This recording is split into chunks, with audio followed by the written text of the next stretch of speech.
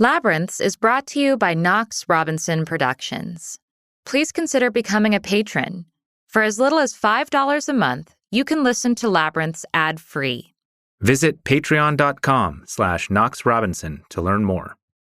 In 2010, I was living in Houston, Texas, and my father was brought to a courthouse. It was on the same street that I lived on, the same street. So we were so close, but so far. I remember feeling so alone, and we would go by that courthouse. We would sit in the parking lot, and I would just cry because I knew that he was inside. He was so close, and there was just nothing that I could do. Feeling lost? Then you're in the right place. I'm Amanda Knox. And I'm Christopher Robinson. And this is Labyrinths.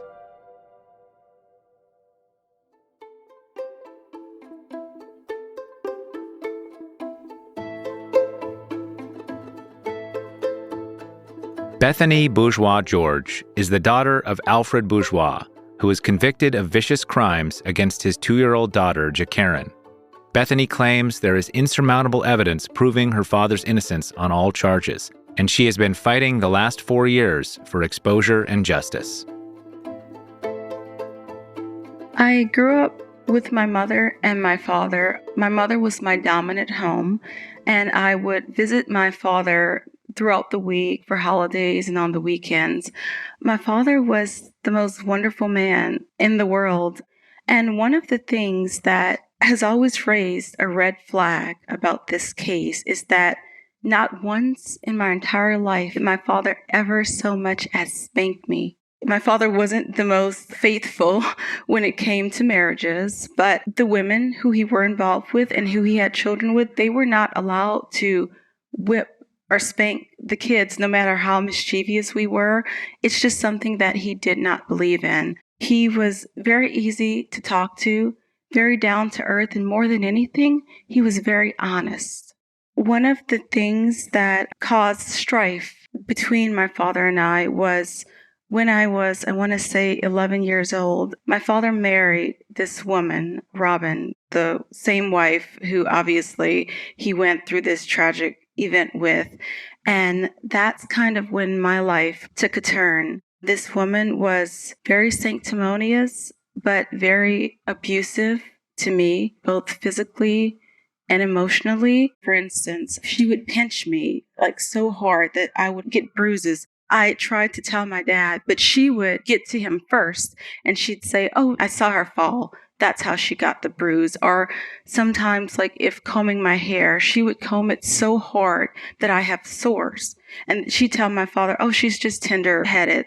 And that's minimal, trust me. It was so much worse. But he just never wanted to believe that she was capable of the things that I was telling him were taking place in his home. And that caused a lot of problems for us from the age, probably like 6th grade to the time that this tragedy occurred. It got so bad, Amanda, that my mother would not allow me to go to my father's home if he was not present. Sometimes he'd be on the truck traveling, and I would stay home with his wife on Friday, and then my father would get home Saturday, the next day. It got so bad that my mother would not allow me to be in her presence because of what was taking place. Your mom believed you when you said that you were getting abused by your stepmom. She believed me. She wondered, hey, this is a child. Maybe this is exaggerated, but she saw some of the bruises. She saw the sores, and this was just some of the physical items. Like one of the things when my father and my stepmother initially got married, this all started because we were taking a road trip. So my father was the type of person that wanted his children to see the world. So the only way that he was able to do that is through driving trucks. We weren't rich at the time. He was well off, but not rich. So he'd take us on these adventures, and the big adventure that I went on with him, it was, I believe, the start of 6th grade. And we got to see 39 states out of 50, which was just amazing. It was the whole summer. But my stepmother, she was on this trip as well. Well, a moment when we were alone, I believe my father was in a wash area taking a shower. my stepmother started asking me if I had a boyfriend. And, I'm like, I'm going to sixth grade. Of course, I'm like, well, I have this crush. There's this guy at my school that I think is cute. And the conversation took a very odd turn. At that point, she began talking to me about sex and intercourse, and almost in a sense as to try to encourage it. She explained to me how a penis goes into a vagina. She told me that it's a feeling that feels good and that one day I should try it. And again, I'm in the sixth grade at this time, so I didn't even really understand what I was hearing. So she made me promise not to tell my father about this conversation. And I'm like, okay, pinky swear, girls only. I won't say anything. But when I got home, I spoke to my mother about it. And she's like, where the hell did you hear this from? I know I didn't tell it to you. Like, where did you hear this information? She was so outraged. So I told her where I heard it. And oh my gosh, she was just so angry. So we had a conversation with my father about it.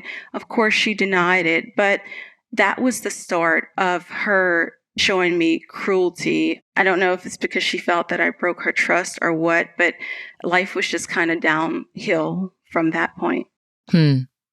So tell me about your siblings. What is your sort of familial makeup like? So my stepmother is also my cousin. I know that sounds very, very weird. I believe my mother's father is related to, I think it's by marriage, but nevertheless, they consider themselves either second or third cousins. So my sisters are my sisters and my cousins. We've always had a wonderful relationship. I've always tried my hardest to be a role model to my sister at the time, who was 6 years old. I mean, they loved my father. They had a wonderful relationship. He would do anything for them. My father loved them very dearly. So my stepmother was pregnant when I initially met her. Alfredicia and Alfreda are my stepmother's children. My father discovered that he had another child during an affair with Robin, and that was Jacaren. Jacaren's mother wanted her to be a part of my father's life. So in 2002 is when my father discovered that he had this other daughter who was 2 years old at the time. I see. Okay. Great. I understand now. So, it sounds like it was a situation where it wasn't the most functional household. There was some trust issues. There was some abuse that you were receiving at the hands of your stepmother. But, still a loving family. Is that a fair thing to say? I believe that's fair to say on my father's side. Loving with my father and with my sisters. I could not say that with my stepmother. Got it. So how old were you when the tragedy occurred? I was 17 at the time, and I was actually supposed to be on the truck. The tragedy refers to July 2002, when Alfred, his wife Robin, 6-year-old Alfredicia, and 2-year-old Jacaren arrived at Corpus Christi Naval Base in their 18-wheeler semi for a delivery. Robin claims that while Alfred was out of the vehicle, she woke to see Jacaren in the passenger seat, sitting limp and unresponsive with a rapid heartbeat. She says she then pulled the child to the back of the truck cabin and began performing CPR, then blew the truck's horn to alert her husband. And when he returned, she asked, "What did you do to her? She's dying." During Alfred's trial, he was accused of rape, molestation, torture, abuse, and ultimately murder by way of blunt force trauma from slamming his daughter's head into his truck window. My father was in the process of divorcing his wife, but he found out he had this new daughter. So he didn't know how he would figure things out. Like, here's another child, who's going to care for her? So he decided to try to make his marriage work in the meantime. He wanted to take Jacaren on the truck because he's like, I wanted to see the world. I wanted to see the United States, the same way that you and your sisters, the same way that I do with my nieces and my nephews, because he took so many people on the truck just to kind of get them out of the norm of Louisiana and show them more parts of the world at a young age. So he wanted to do the same for Jacaren, and he asked me to join him. But unfortunately, I had a dental appointment and I was getting ready to start college in a few months. So I could not go, which is the whole reason he asked my stepmother to join him instead. And here we are. The state's case against Alfred Bourgeois relied heavily on Robin's testimony, which was supported by evidence from Dr. Elizabeth Rouse, who at the time declared that the autopsy showed that the ultimate cause of death was an impact to the head resulting in a devastating brain injury. In addition, an FBI forensic serologist and an FBI forensic DNA examiner testified that rectal swabs taken from the victim had been tested and were positive for semen. All fingers pointed at Alfred Bourgeois as the culprit. So can you take me to the moment when you found out what had happened? I hadn't heard from my father in a while, which was very awkward because usually when he was traveling, he'd always find a way to call me. And it probably had been like 4 days and I heard nothing. So I'm at my mother's house, and I'm wondering, like, my father was actually supposed to be the one to bring me to college. He had an 18-wheeler. He'd pack up all my belongings. And I believe the university was approximately 5 hours from my home. So I'm getting worried, like, gosh, I haven't heard from Dad. I'm about to start school soon. Where is he? Then I received a call from one of my cousins telling me that my father had been arrested for the murder of my sister. And my heart just dropped because I could not believe it. Wow. What were the first things that people were telling you? What I was told was that my sister died from shake baby syndrome. This is what I heard from a family member. So I'm thinking, well, okay, I guess I can see that occurring. But I did not know that this rape allegation was being made. And it's quite malicious when you get to the meat of the actual legal documentation. And I did not know that abuse was being stated. That's insane, like that the allegation was kept from you all these years. So you heard that your new sister, who you hadn't known existed until very recently, had died as a result of shaken baby syndrome. Yes. Which is today we know a very dubious charge because so many people, in particular women, end up getting wrongfully convicted for shaken baby syndrome when it's a very dubious diagnosis. Indeed, though hundreds of parents and caregivers are prosecuted annually on such charges, research over the last 20 years has increasingly shown this diagnosis to be junk science. There are various diseases, genetic conditions, and accidents that can equally account for the same pattern of injuries supposedly found in shaken baby cases. And more of these cases are being overturned. A 2021 study found that between 2008 and 2018, there were 49 wrongful convictions due to an improper diagnosis of shaken baby syndrome. So you heard that your young new sister had died as a result of some kind of abuse, but not, some heinous, horrendous thing that you would think of if you think like a rape and murder. Yeah. While she was on a road trip with your dad and your stepmom, Robin. Mm-hmm. And you were hearing this from family members? Is that how you were discovering this? Yes, I heard it from one family member. And also shortly after, I began having conversations for about a year and a half with my father's defense attorneys. I still didn't know about this rape accusation. I mean, they didn't tell me what he was specifically being accused of, but I did work with them. And what we were talking about was the abuse that I experienced. And they were just asking about the history with my father, the same thing that we're discussing now. Who was this man? What were his characteristics? What did he do for you growing up? So those are the kind of conversations that we had leading up to the trial. And were you able to talk to your dad leading up to the trial? I was not able to talk to my father. And in fact, I was not able to speak to my father during his entire prison sentence. He was one of the only inmates that I know that did not receive communication. And when I say no communication, I mean no mail, no visits, no contact. Majority of his prison sentence was spent in solitary confinement. Wow. I mean, that's got to be shocking. Like, how do you go from my dad is going to pick me up and drive me to college to I never get to even talk to him? I struggled a lot. So when I started college, like obviously I still went because I was thinking maybe this will help me kind of get my mind off of this. And honestly, I knew my father was innocent. So in my mind, I'm thinking this is a BS charge. Like he's going to get off. Like I knew this, but it still was very difficult. And it was a very arduous process to try to come to terms with. So at the time, I initially wanted to be a journalist. Like that was my dream. But when this happened, my focus was like, oh my gosh, I have to do something to try to help my dad. So I actually switched my major to political science / pre-law, just hoping that there was something that I can do.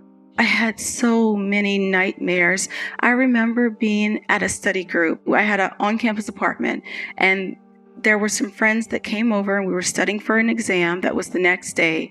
And I remember they were on their sleeping bags on the floor and I was in my bed and I just woke up screaming uncontrollably. And one of my friends, they woke up, obviously, they walked up to me and they hugged me and they asked me, what's going on? I hadn't even told them what was taking place, but at that time I did. And I remember the nightmare so vividly. I was dreaming that my father was being raped in prison and that I was watching it happen and there was nothing that I could do. And I'm tormented by it. Even today, I have nightmares every single night from what has been done. I just felt so helpless. And it's kind of sad because 2 decades later, I still feel so helpless.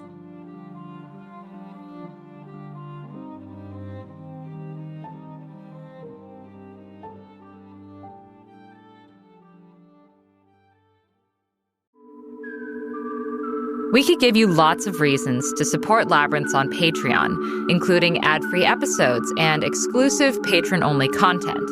But why not hear it direct from a listener? My name is Henry, and I've been a supporter of the Labyrinths podcast for some time. I can totally relate to the concept of feeling lost, and I think the stories have helped me tremendously getting through these last couple of years, and I think they would help others as well. Visit patreon.com/Knox Robinson.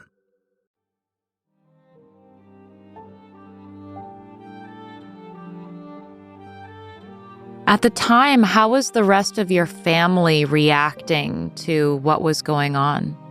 My mother did not believe it. She actually saw Jacaren and interacted with Jacaren like a month before, and there were no signs of abuse. So she did not believe the allegations. My father's brother, my Uncle Lloyd, he was fighting so hard to seek justice for my father. In fact, he did not want my father to have a public defender. So what my uncle was going to do was hire the law firm of Johnny Cochran. He was already in the process of doing it. They were about to draw up the paperwork, but my father's public defenders kind of discouraged it.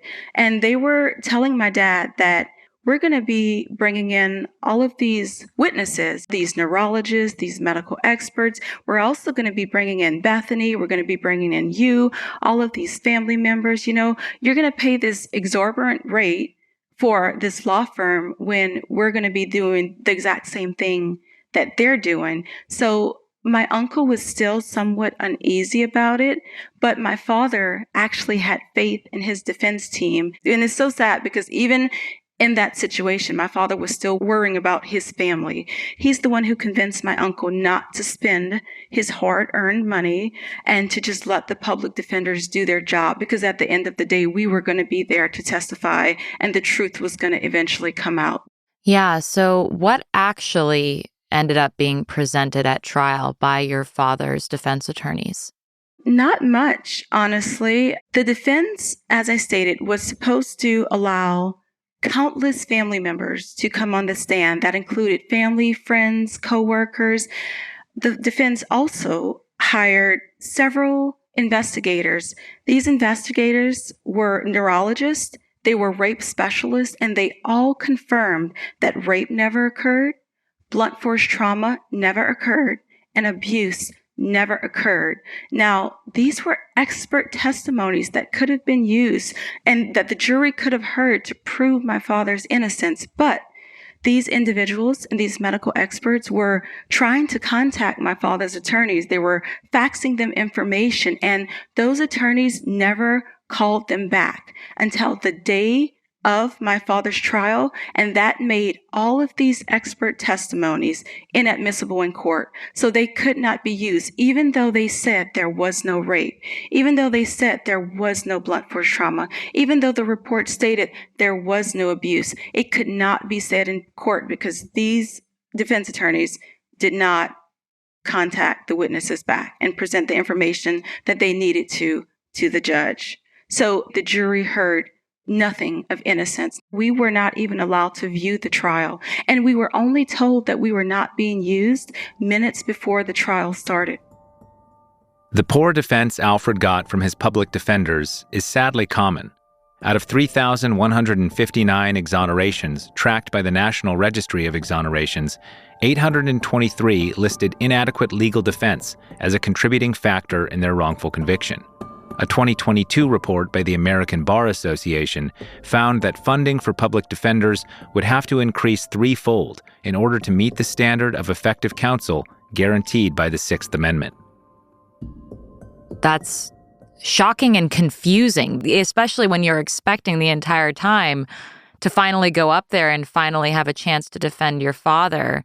How did it feel in that moment to be told, no, you don't get to take part? It felt just so disheartening because there was so much that I wanted to say, and I feel like I was silenced. I remember it as if it was yesterday, like these memories don't leave me. I'm tormented by them.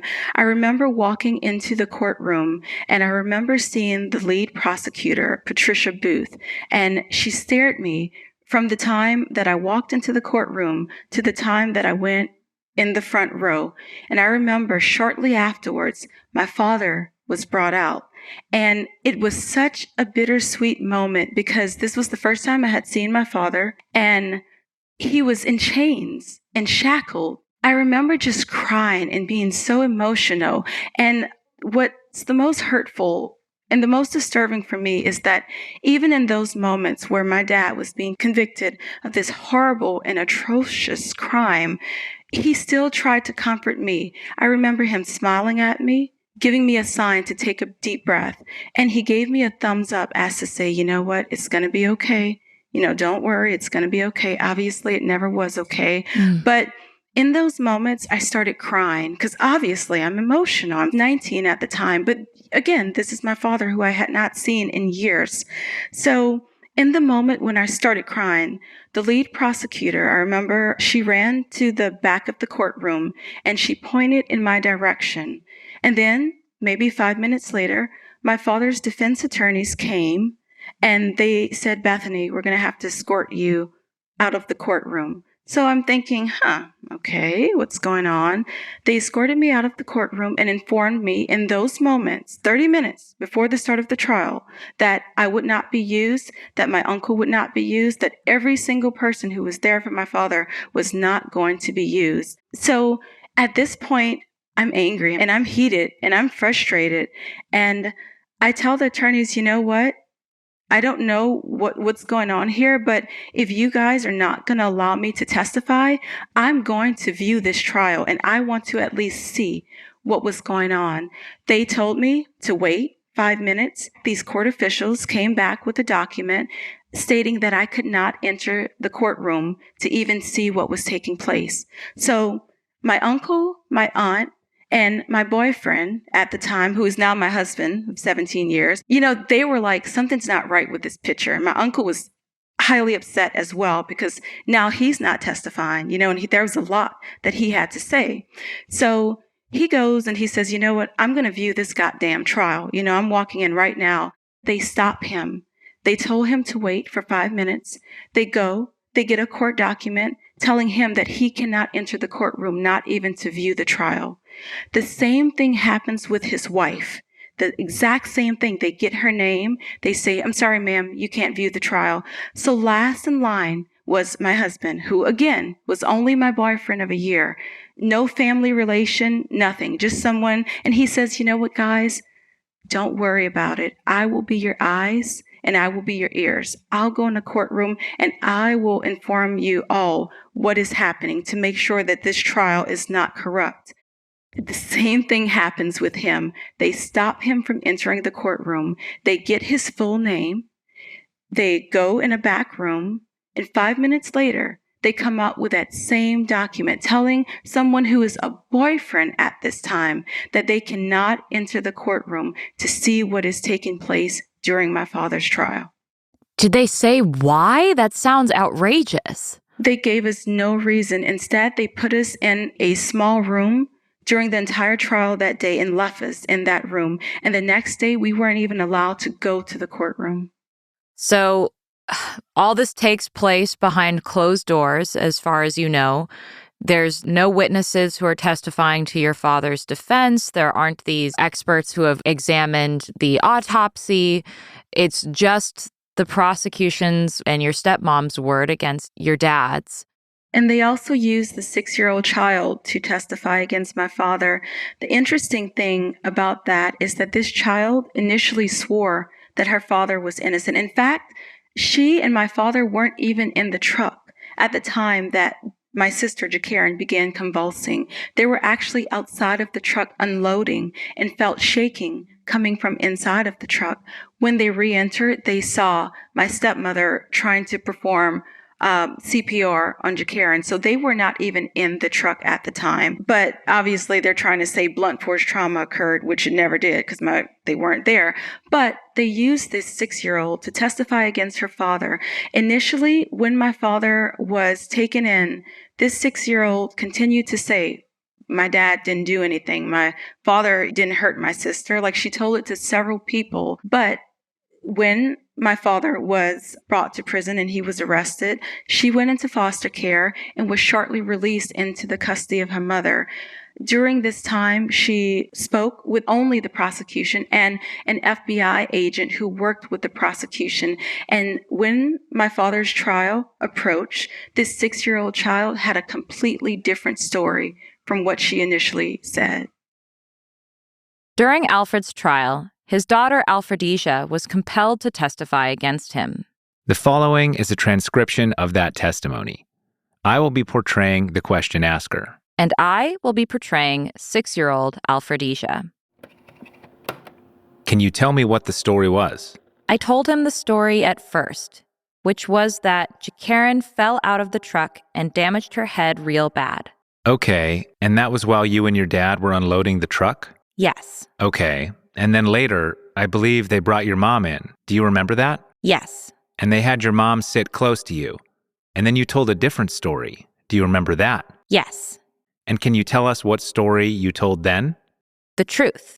Okay, and can you tell me what that is? That my dad would beat on my sister. Do you remember saying that your dad did not shake your sister? He did. But do you remember saying that he did not shake your sister? No. Do you remember saying that it was your mother who came up with the story? Yes, but it actually was my dad. Okay, but you told everybody at first, even with your mother in the room, that your mother was the one that came up with the story about Jacaren falling out of the truck, didn't you? Yes. I got confused. This testimony, along with the forensic evidence, was convincing to the jury. On March 16, 2004, they found Alfred Bourgeois guilty of multiple offenses, and he was sentenced to death.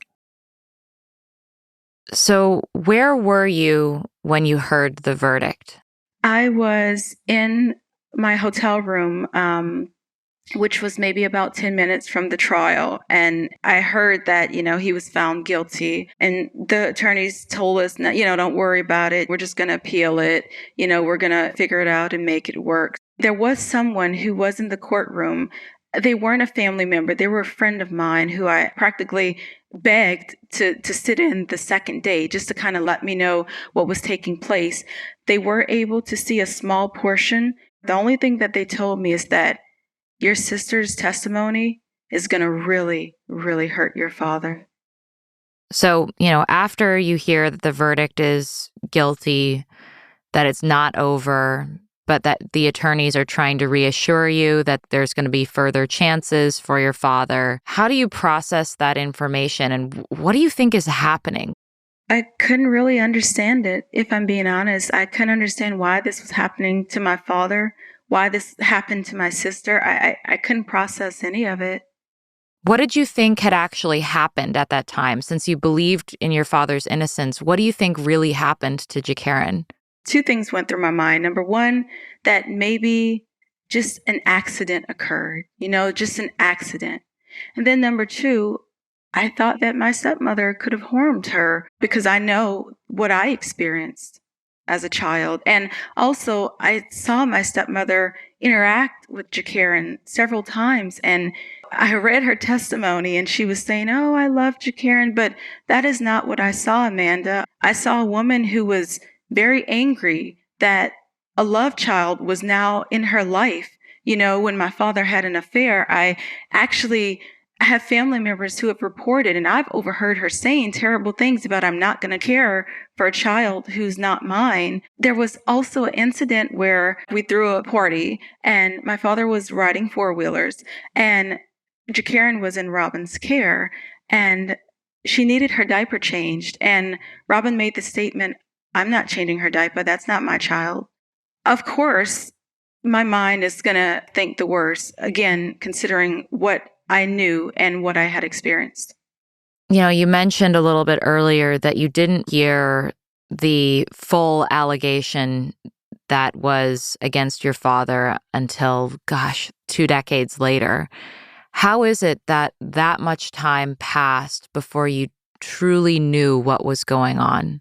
We weren't, again, not allowed contact. Trust me, we tried. We fought for so many years, but every time we got close, like 2 steps forward and 4 steps back. And that's how it continued to be. They did not allow us contact. The only thing that I was ever able to give my father was a couple of photos that was given by, his defense team at the time. And he was able to give me a couple of pictures. But we were working with this defense team for so long. And they were practically telling us, "Okay, we're going to appeal. We're going to appeal. We're working on appeal." So we're speaking to them every so many years, because obviously this process could take quite a while. And we're speaking to them, but every single time the appeal continued to get denied for the simple reason that it went against what the witnesses said, mainly Robin and the 6-year-old child. So after a while, I stopped trusting the defense.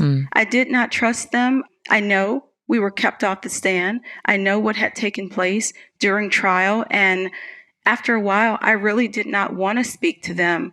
Now, there was a time in 2010, I was living in Houston, Texas, and my father was brought to a courthouse or a prison that was in Houston. And it was on the same street that I lived on, the same street. So we were so close, but so far. And I remember just feeling so alone, aside from my husband at the time. I remember feeling so alone. And we would go by that courthouse. We would sit in the parking lot and I would just cry because I knew that he was inside. He was so close and there was just nothing that I could do. There were several attorneys that were involved in this case. Even the most recent attorneys, they never contacted us, not once. Wow. They didn't contact me to say how my father was doing. They didn't contact us to ask how we were doing. They didn't contact us to tell us about the case. Nothing. And how did you find out that your dad was scheduled to be executed? I was called by my uncle. It was kind of weird because I moved to Western Canada because I didn't want to be in the United States. But my uncle calls me and he says, "Are you coming with me to Terre Haute?" And I'm like, "What do you mean? Am I coming with you to Terre Haute?" And he's like, "Well, we need to try to get plane tickets and schedule something. Your father's going to be executed." And I could not believe it. Deep down, I didn't think it was going to happen.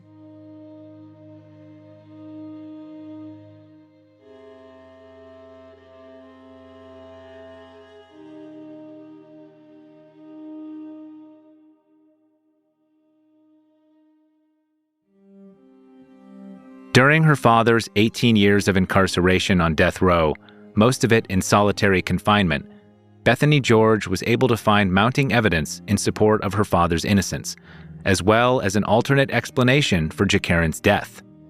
And yet, in the final days of the Trump administration, Alfred Bourgeois was scheduled for execution. This new evidence was highlighted on her father's behalf in a last-minute petition for clemency. A neuropathologist, Roland Auer, with 35 years' experience in pediatric and adult neuropathology, re-examined the autopsy report and concluded that Jacqueren did not die from a traumatic injury at all, but from neurologic conditions stemming from her ingestion of salt water and untreated severe dehydration. Dr. Auer specifically found that the child died from venous sinus thrombosis, which involves blood clots in the venous sinuses, and from cerebral edema, which involves fluid buildup in and around the brain. These are the result of hypernatremia, a concentration of sodium in the blood caused by severe dehydration, with onset occurring 10 days prior to her death. This would make sense, as the family had visited the beach in the week before the tragedy. In addition, Dr. Auer found that there were no head injuries of the type that would be expected from a physical force sufficient to cause death, and that there was no medical evidence of recent brain damage. Regarding the sexual abuse claims, the test that was used to indicate the presence of semen has since been abandoned by the FBI because it is, quote, incapable of reliably detecting semen. The jury, of course, was told otherwise at the time, and they never heard the hypernatremia explanation for Jacqueren's death. So did you buy that plane ticket and accompany your uncle? Oh God, I wanted to so bad. And till this day, again, suffering with depression, it's one of my biggest regrets. I did not, because at this time, the pandemic was taking place. And although I live in Western Canada, I wasn't a permanent resident at the time. So if I was to leave the country, I would not be allowed to get back in. Ugh. And it breaks me to this day. So my father was able to call me the day before the execution. And oh my gosh, it was so emotional because it was the first time I was able to hear his voice in 18 and a half years.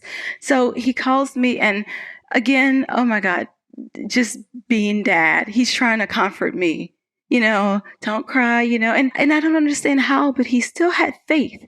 He still had faith that I'm innocent. Like, my father proclaimed his innocent from the time of his wrongful conviction. He was offered a 20-year plea deal, which he declined because he knew he was innocent. And going to his grave with his last words, he still proclaimed his innocence. This is something that I've never doubted. And when we first got on the phone, he tried to explain, like, baby, I didn't do this. Because again, 18 and a half years, he had not been able to explain this to me. We have no communication. He's like, I didn't do this, Bethany. You know me. I actually cut him off and I said, Dad, you don't have to tell that to me. Like, I know. Trust me. I know. And from there, it was just so warm and it was so beautiful. And hearing his voice was so comforting and so soothing. These are Alfred Bourgeois' last words. I confess and repent to God all I have ever said and done against your will. I ask for forgiveness for all those who planted and plotted evidence in my home and truck, for they know not what they did. In no form of fashion did I murder, rape, or sexually molest my daughter or anyone else in my whole life. I did not commit this crime. I love my kids with all my heart, soul, mind, and strength. God, I love you with all my heart, soul, mind, and strength. I pray you welcome me into your kingdom. As I close my eyes, may I enter into your hands and kingdom. And as if he hadn't suffered enough, when he was executed, the execution was botched. So we're talking about 18 and a half years of no contact. We're talking about 18 and a half years of wrongful imprisonment. We're talking about even the time that you die, you suffer for 28 minutes. And there are these internet trolls that, they're reading the media. They don't understand the layers of this case and the corruption behind it. All they're seeing is the media saying this man raped and abused and murdered this 2-year-old child, which could not be further from the truth. I mean, it's completely a lie, but I've had so many hateful remarks that I've had to read. And if it was about myself, I can handle it. I can tolerate it. But they say things like, I hope he suffered when he died. And he did. He did suffer when he died. They're saying like, I hope he's burning in hell. Gosh, I had one person tell me that if I lived in Texas, they would shoot me. It's been horrible. It's been horrible. When you were on that call with him for the last time, what did you talk to him about? What could you say?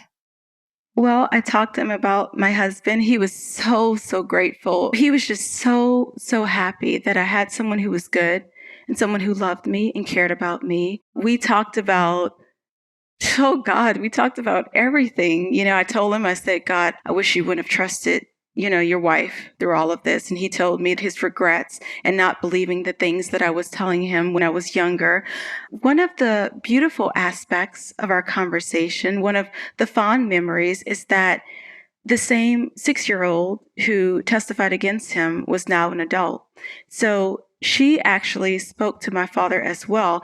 And the child who was Robin's other daughter, who was 1 at the time, she spoke to my father. So I was able to arrange a 3-way call where he was able to speak to all of us at the same time. And I remember him getting so excited, like just the excitement in his voice, you could hear it. And he's like, oh my God, I've been waiting 18 and a half years from this. All of my girls on the phone, 18 and a half years. And my sister, the same one who testified against him, actually allowed her, I want to say her daughter was 3 or 4 at the time, actually allowed her daughter to talk to my father as well. So he was actually able to speak to his granddaughter. And that was a very, very beautiful moment. Have you talked to your sister who testified against him about what happened? I've tried to talk to her all her life. My stepmother completely isolated her from us. I didn't know how to contact her. I couldn't find her for years. And finally, in 2002, I found her on social media and I looked the entire time, like searching for her because I love her. We've always had just this beautiful relationship. So I finally found her. We rekindled our connection, and her mother actually allowed her to come and stay with me during the Thanksgiving holidays. So she didn't want to talk about anything that was going on with my father, and I tried to respect her wishes because I did not want to upset her. There was a couple of times that, I said, are you willing to talk to Dad? And she just got outraged and, just refused. And I think actually we didn't speak for a year after that. So I just kind of kept my distance. There were additional times that my sister came to see me and she spent the night by me. She was older at this time. She had a child, she could drive, and we kind of talked about this. And first of all, the things that she told me are the reasons that I wanted to explore this case more, because everything that she told me that my father did, the autopsy says otherwise, every single thing. And actually, reading her own testimony, she says otherwise as a child. So it just didn't make sense. But again, I didn't want to argue. I just tried to keep it at a minimal with the discussions because I know that she really believes in her heart that my father did this horrible crime. But yeah, trust me, I tried. I also told her that when you get older, we really need to have a conversation about your mother. I would like to explain to you the things that I experienced while in her care. And, she's like, my mom's the sweetest person in the world. What could you possibly say about my mother? And I kept telling her, out of respect, I'm not going to discuss it now, but when you get older, this is a conversation that I'd like to have. Following the execution, this was a conversation that I had with her, and we don't speak up to this day. She doesn't want to hear it. You talked a little bit about how you've experienced depression since, learning all the details. What's really so devastating about your story is it's like you're trying to, prove your dad's innocence after he's already gone. Yeah. I was listening to some of the episodes of your podcast, and I remember just thinking God, I wish my dad could be the one telling this story, not me. It has been so depressing. We've been fighting so hard, Amanda, so hard. Like over the past 2.5 years, I'm probably underestimating this number. We've reached out to over 800 media outlets throughout the state of Texas, throughout the state of Louisiana, and throughout the state of Indiana. Reporters, we've reached out to 200 to 300 civil rights attorneys. The one that was actually the most disappointing was Ben Crump, whose secretary was so uncompassionate and just so rude.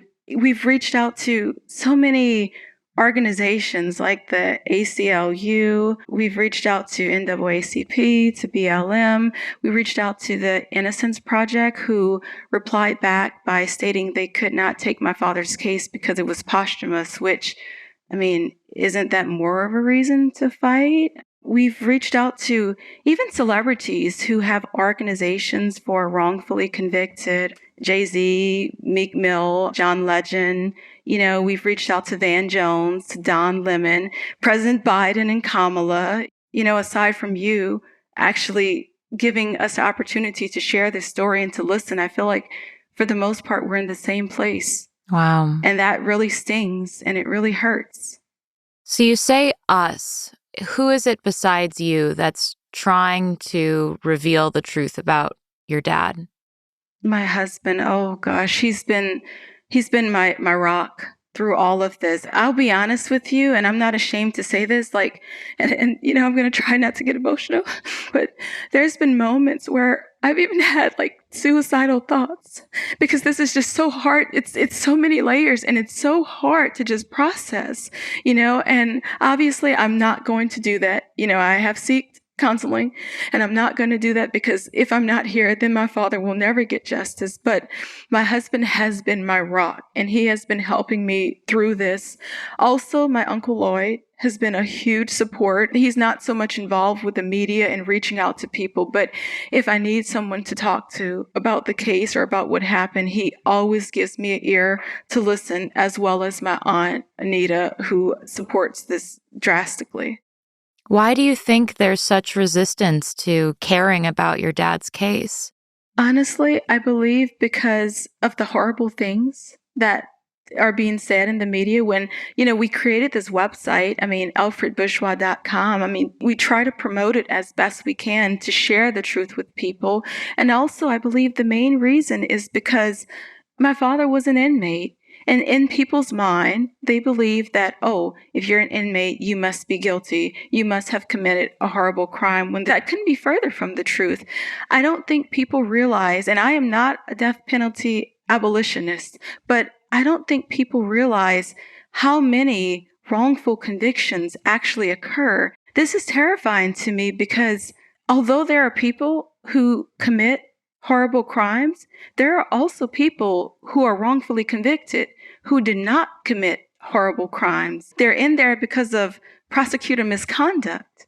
That's the reason, because of fabricated evidence and perjury. And these people are dying and no one cares about them.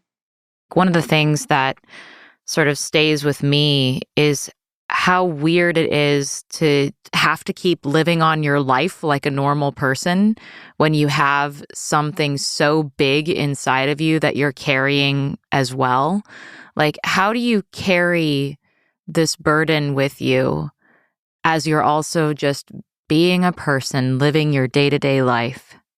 I'm just trying to fight, and I'm just being hopeful that this case is exposed and that my father gets justice. The fight for justice is what makes it all worth it.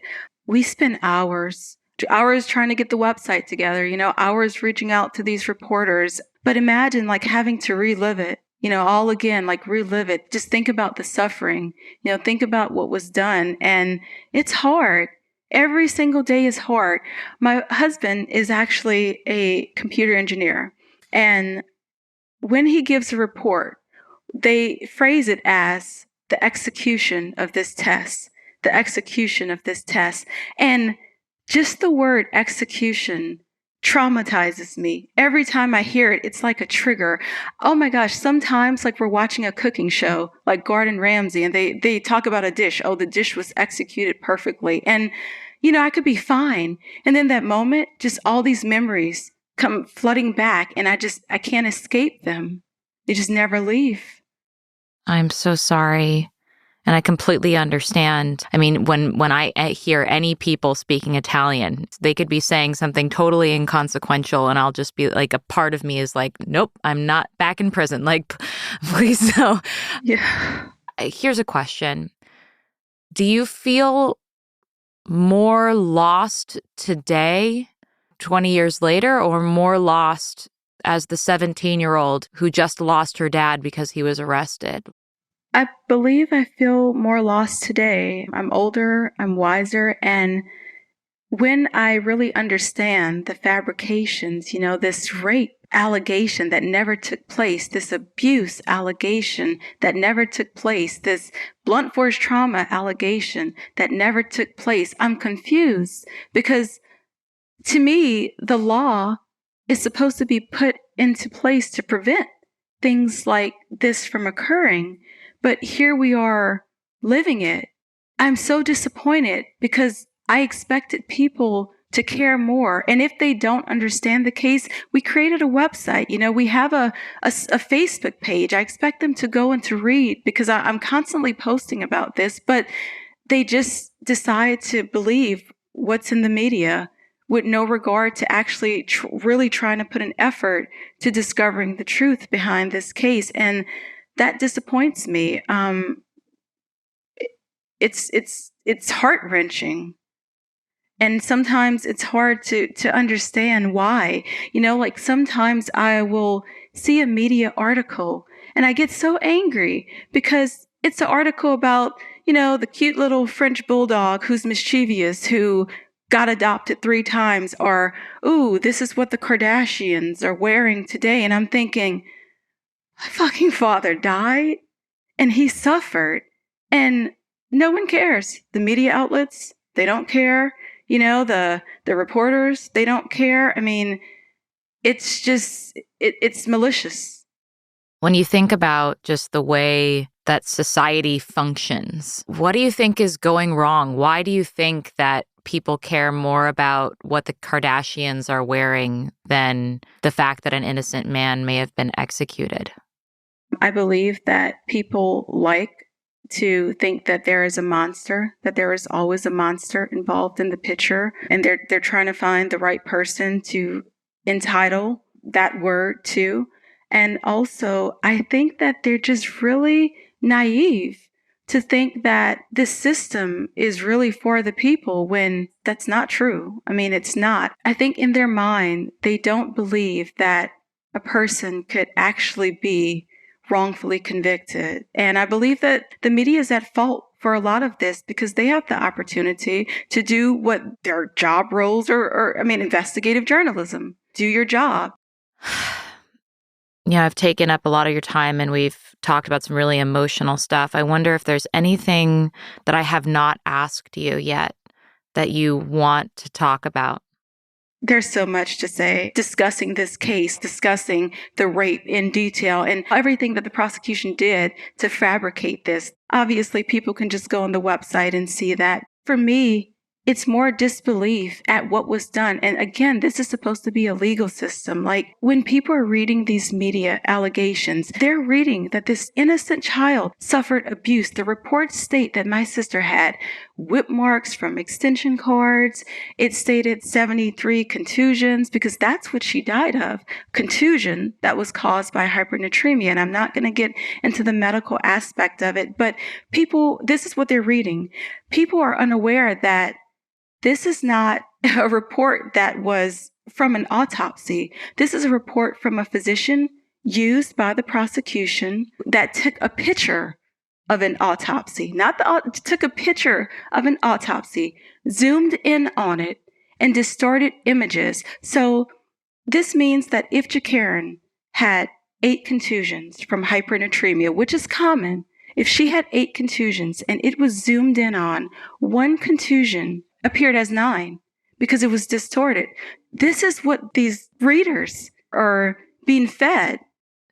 It's hard to see a way out, especially because on the one hand, if your father were still alive, it'd be like, okay, at the very least, I'm striving for something to get him out of prison. And today it's the thing that you're serving is his memory and the memory of him as being a father who was good to you and good to your sisters. Do you think that you're going to succeed in the end?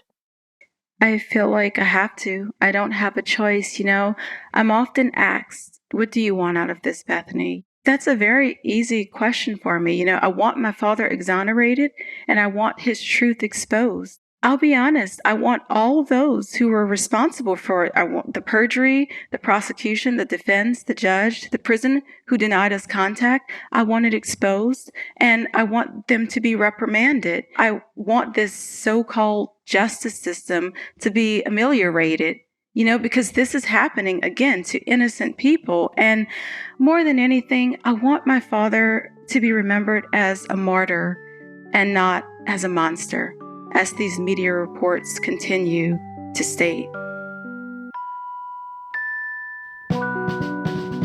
Like so many potential wrongful convictions, Alfred Bourgeois' case is one without definitive proof of innocence. But it does remain a case with enough compelling evidence that were his trial held today, his fate could have been altered. Alfred's story reminds us to be conscious of our biases, of who, at first glance, we declare to be the monsters among us. If you want to learn more about Alfred Bourgeois' case, visit alfredbourgeois.com. In the meantime, get lost with us. Find us on Twitter, @AmandaKnox. @ManUnderBridge. You can learn more about our work at knoxrobinson.com. And please, if you're enjoying Labyrinths, leave us a 5-star review on Apple Podcasts and shout us out on social media. Labyrinths is brought to you by Knox Robinson Productions. This episode was written and produced by us. Our managing producer is Andre Sapp, our production assistant is Jasper Merrill, and our theme music is by Josh Budo Karp.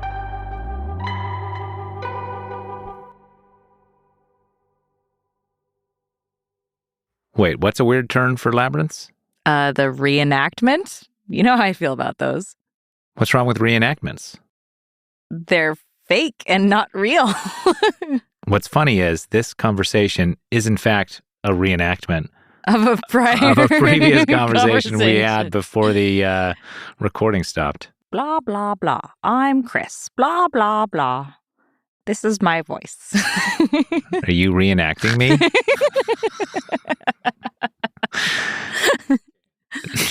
That was good. I'll give you that. You're like, that does ring true. Yeah, you capture my spirit. Captain's Log, Stardate 89361.5.